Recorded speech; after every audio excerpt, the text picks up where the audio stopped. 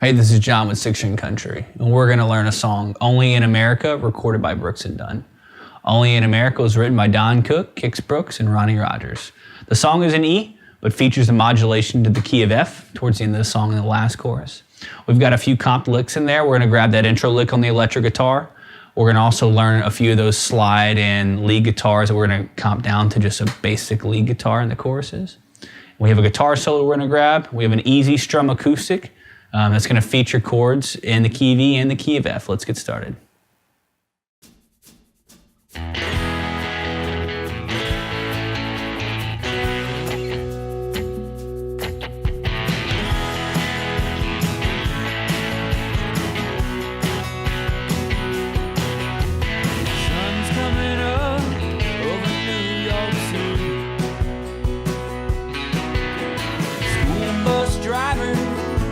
Traffic jam,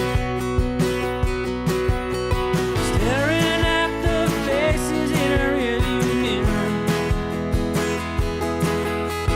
looking at the promise of the promised land. One kid dreams of fame and fortune, one kid held head in the hand.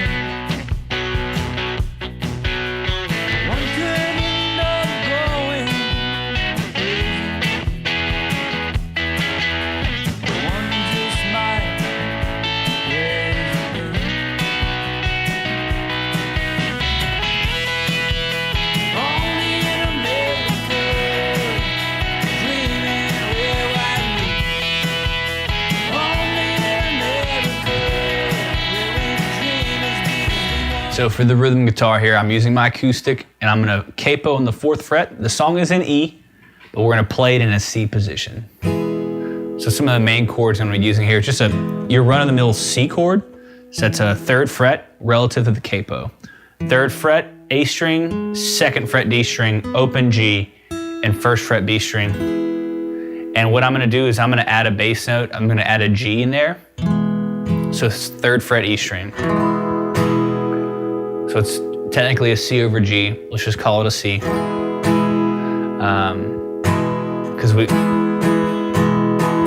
it's just kind of beefing up this chord right here. We're gonna use a run-of-the-mill F chord. It's really just an F major bar chord. I'm doing the 1st fret E string with my thumb, 3rd fret A string, 3rd fret D string, 2nd fret G string, and 1st fret B and E strings. Then a run-of-the-mill G chord. So 3rd fret E string, no A string, so try and mute that with, if you can, with your middle finger. Do a D, open G, 3rd fret B and E strings. And we'll get to a A minor chord in the choruses and in verse 4. So open A string, 2nd fret D, 2nd fret G, 1st fret B strings, and open E strings. Those are going to be the primary chords that we're going to use throughout all of this song up until we get to a key change. And this is up to you whether you want to learn the key change. It's kind of fun. But we're at the G chord, going into the verse.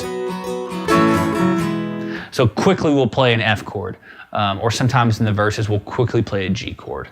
Those aren't necessary. Those are just accents, just a quick push on a chord. I'm going to teach those in there, but those aren't necessary. So in the intro, it's just C, F, G, and holds G again. But if you want to be super technical, that last progression when you're strumming, C, F, G, and we're going to push on the F. And now we're in the verse. I'll play that intro really slow for you, and I'll play it with the accent. And then we're going to move on to the verse. 1, 2, 3, 4.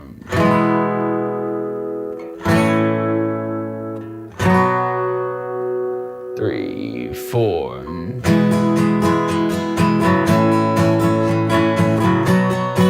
Hit the push. And we're into the verse there. And there you have it. Let's put all this to tempo. Here's the intro. 1, 2, 3, 4.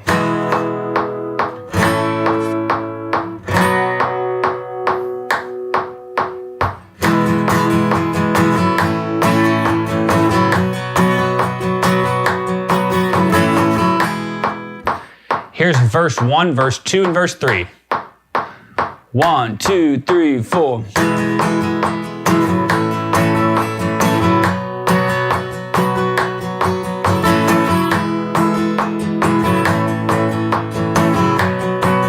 Not particularly hard.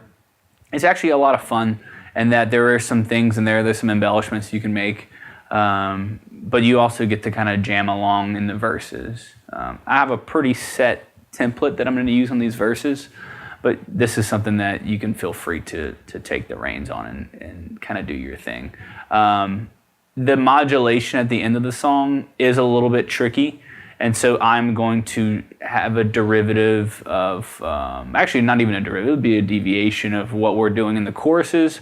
Because we're jumping up to the key of F, I'm going to just mainly play like an arpeggiated rhythm pattern for the last chorus. And then I'll move up and play a box position in F, just a little lead template that you guys can steal. I was mainly, when I listened to the studio recordings of this song, there is a slide player as well as a lead player that are pretty busy throughout the song. And there's also some rhythm electric guitars going on. So I was trying to 2, 3. So that's all part of an E chord. So that's kind of the vision of whoever wrote that lick. That's the mindset there, is they probably came up with something just a derivative, something that can kind of drive this whole thing. So that's your E chord. We're sliding up, doing a pickup on the A. So 1, 2, 3, and so before we go to 4, we're going to hit that A chord. So that's the 6th fret D string, 4th fret G string. And I'm going to slide to the 4th fret. I'm not going to do a pull off. I'm going to actually pick that. And I'm going to pick that to the 2nd fret D string. So if you can, mute that A string and hit that low E. If you can't, just do the double stop.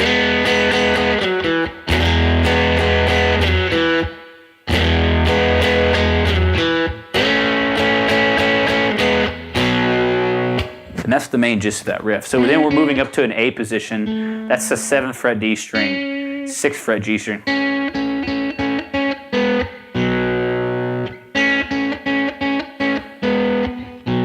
And hitting a B chord. That's 2nd fret A, 4th fret D string. So we're going to move from that A. And if you can, hit the open A string, but mute that low E string. And we're going to double that.